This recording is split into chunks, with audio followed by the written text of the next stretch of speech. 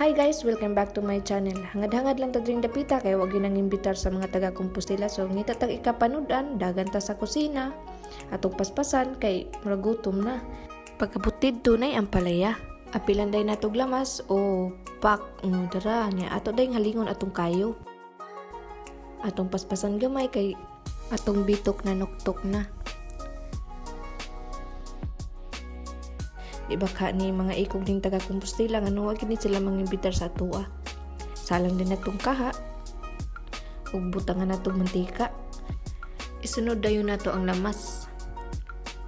So gisahon tanig lamas. Tarong mo nato gisaron mo gawas gid yang lasa. So di asay bumbay. Ay gutom naman ato na gyuning isalang pod ang ato ang ampalaya. Kinamuto nato kay kanang atong kamot na po nagitago nga sustansya, labi na nga wa tanang hugas kaganina. Atong tarong ukay aron mabahin gid ang lasa sa lamas.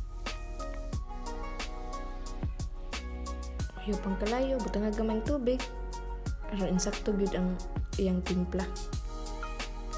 Butang daig magic sarap, aron mas mulami pa.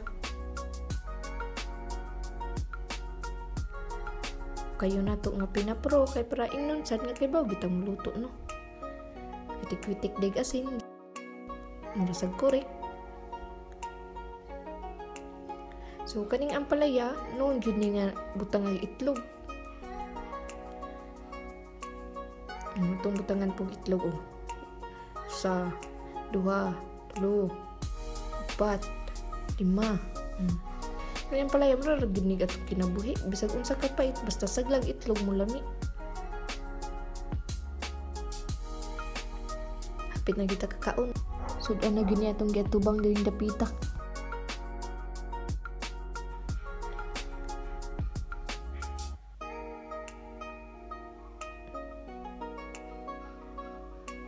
Trawan ko na tobi. Lami no.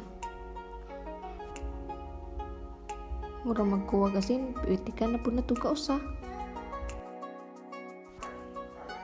Dilaw na sad. Naabot na kita sa exciting part no. Kuha din na sa kanon. Saglandayon na ito ang palaya. Tungtong stiil, dakinamot. Busog ng bitok. Thank you for watching.